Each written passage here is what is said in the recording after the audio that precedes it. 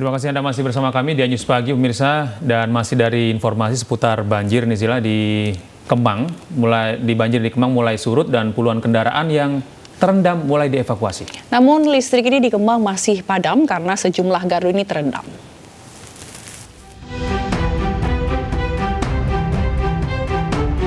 Meski banjir di kawasan Menteng, Jakarta mulai surut, dampaknya masih terlihat. Evakuasi sejumlah kendaraan yang terendam sejak Sabtu kemarin terus berlangsung. Sebagian besar kendaraan yang diangkut milik karyawan dan pengunjung restoran yang menitipkan kendaraannya saat banjir terjadi. Pihak restoran bertanggung jawab atas 9 motor dan 9 mobil yang terendam.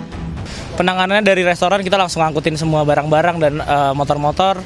Kita angkutin semua, kita tanggung jawab semua. Kebetulan motor-motor staff kita juga. Jadi sekarang juga barang-barang dan motor-motor udah mulai kita angkat semua. Kalau yang dari pengunjung ada nggak? Iya, pengunjung 9 mobil tersebut gitu. Okay. Selain itu, aliran listrik di Kemang juga masih padam karena sejumlah gardu listrik masih terendam. Kita inventarisir mana gardu yang sudah bisa dinyalakan, mana yang belum. Karena mengingat banyak masih wilayah sini yang posisi gardunya ada di basement, ada juga yang dilihat dari konsumen juga belum siap nyala karena di sisi konsumen juga masih kerendam. Jadi hujan deras yang mengguyur Jakarta sejak Jumat dan Sabtu membuat kawasan Kemang terendam.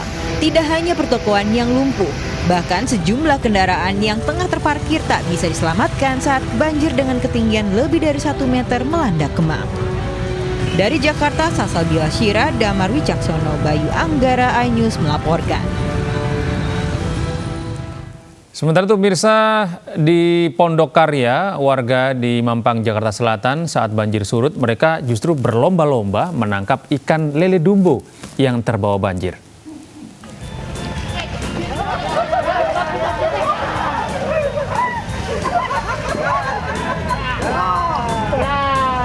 Inilah keseruan warga Komplek Polri Pondok Karya Mampang Perapatan saat berburu ikan lele dumbo yang terbawa banjir.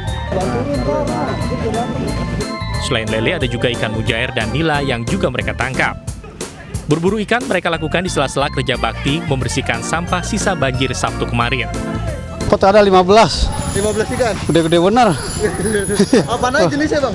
Ada, tapi dapat lohan, dapat mujair, emas, lele yang paling gede-gede. Ada sepaha kaki.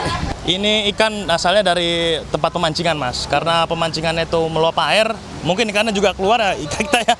Ya sambil berduka suka cita sedikit lah ini. Ikan yang mereka tangkap akan disantap ramai-ramai usai kerja bakti. Kemarin warga di Jalan TB Simatupang, Jakarta Selatan juga panen ikan di ruas jalan yang terendam banjir. Puluhan ekor ikan mas berbagai ukuran berhasil ditangkap warga. Ikan itu kemungkinan berasal dari kolam ikan yang jebol akibat banjir. Dari Jakarta, Hasbiallah Terry Frans Diba, iNews melaporkan.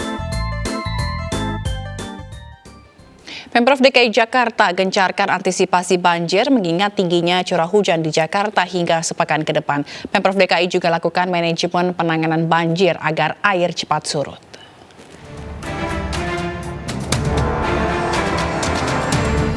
Gubernur DKI Jakarta Anies Baswedan mengantisipasi terjadinya banjir untuk sepekan ke depan akibat curah hujan yang masih cukup tinggi.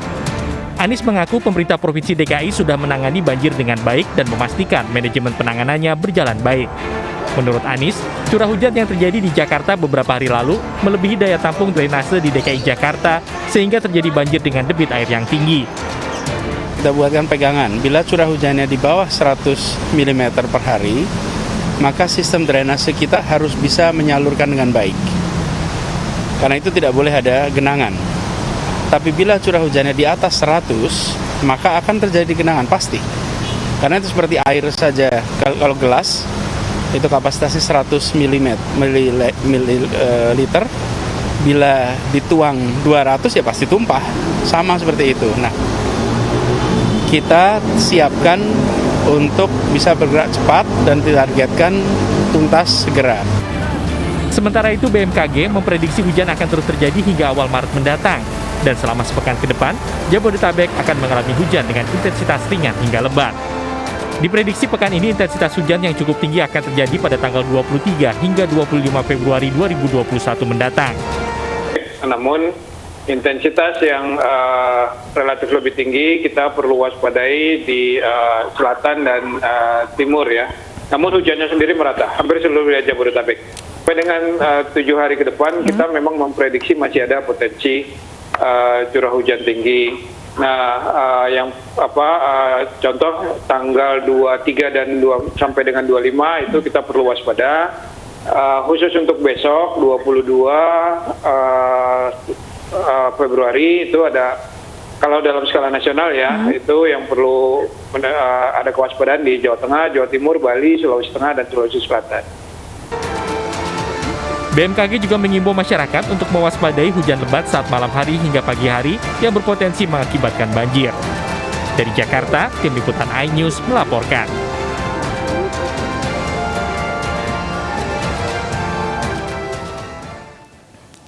Pemirsa, PT Kereta Api Indonesia Daerah Operasional 1 Jakarta membatalkan sejumlah perjalanan kereta api jarak jauh kemarin. Karena rel kereta di wilayah Karawang, Jawa Barat terendam banjir. Sejumlah calon penumpang memilih membatalkan tiket perjalanan yang sudah terlanjur dibeli. 35 ke loket. Ratusan calon penumpang kereta api siang tadi antre di loket pengembalian tiket Stasiun Senen, Jakarta Pusat. Pengembalian tiket menyusul pembatalan sejumlah perjalanan kereta api jarak jauh dari Jakarta karena rel di wilayah Karawang, Jawa Barat terendam banjir. Para calon penumpang memaklumi pembatalan perjalanan dan berharap perjalanan kereta segera kembali normal. Namanya juga banjir kan, ya kenyataan seperti apa kan hidup kita harus terima. Alhamdulillah sekedar dibatalkan gitu Pak. Yang penting kan kita selamat. Tadi sih disuruh nunggu sih, katanya jadi berangkat atau enggak. Saya ada kabar dibatalin, paling refund tiket sih. Banjir luapan Sungai Cibeet dan Citarum merendam rel kereta api antara Kedung Gede, Lemah Abang, kilometer 55 plus 100 sampai dengan kilometer 54 plus 500. Ketinggian banjir mencapai 1,5 meter di atas koprel dan membahayakan perjalanan kereta api. Dampak dari cuaca ekstrim yang menyebabkan sejumlah ruas jalur rel di antara stasiun Lemah Abang dan Kedung Gede terendam banjir dengan kondisi arus air yang cukup deras, maka hingga saat ini lokasi tidak dapat dilalui untuk perjalanan kereta api jarak jauh. Sehingga dari area Daup 1 Jakarta, seluruh perjalanan kereta api jarak jauh pada Minggu 21 Februari 2021 dibatalkan. Selain di stasiun, para calon penumpang juga bisa membatalkan tiket melalui aplikasi KAI akses di smartphone. Dari Jakarta, Rani Sanjaya, iNews melaporkan. Bagi-bagi masker bagi pengunjung dan pedagang serta aksi bersih pantai dilakukan oleh tenaga pendidik di Kabupaten Kolaka, Sulawesi Tenggara. Aksi ini merupakan ajang silaturahmi serta usaha untuk menjaga masyarakat dari penyebaran COVID-19.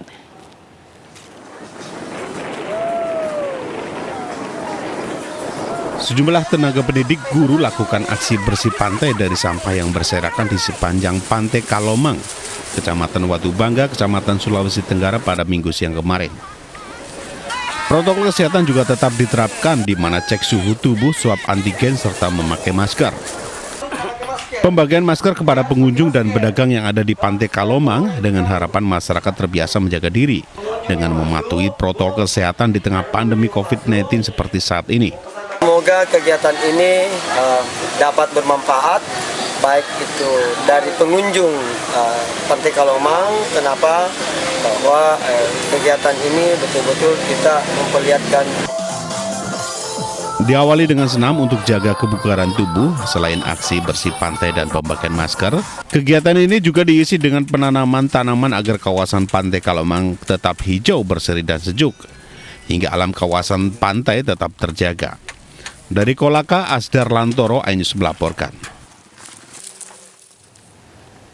Vaksinasi COVID-19 untuk lansia disambut baik warga DKI Jakarta. Batas maksimal harian sebanyak 150 vaksin setiap hari tidak mampu menampung membludaknya pendaftar. Oleh karena itu, RSUD Kembangan Jakarta Barat tidak menerima pendaftaran hingga Selasa pekan depan.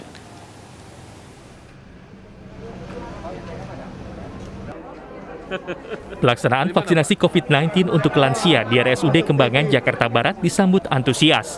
Hal ini terbukti dari pendaftaran vaksinasi yang sudah ditutup hingga hari Selasa mendatang. Setiap harinya, RSUD Kembangan menyiapkan 150 vaksin untuk lansia. Sebelum divaksinasi, para lansia diperiksa kesehatan tubuhnya, termasuk diperiksa apakah pernah terinfeksi virus COVID-19 sebelumnya. Baru-baru daftar ambil barcode, terus daftar masukin KTP, terus di screening, tensi, gula darah, diabetes, gondok, paru, autoimun, kanker, ginjal. Seminggu sebelum dari vaksin ada batuk pilek enggak? Gitu. Udah, terus kalau semua bagus lolos suntik. Pemerintah Provinsi DKI Jakarta menerima 60.000 dosis vaksin COVID-19 untuk lansia dan telah didistribusikan ke beberapa puskesmas dan RSUD se-DKI Jakarta. Untuk menghindari antrean, sebaiknya para lansia dapat mendaftar via online di situs resmi Kementerian Kesehatan. Dari Jakarta, Enti Juwitasari, Ade Supriyatna, iNews melaporkan.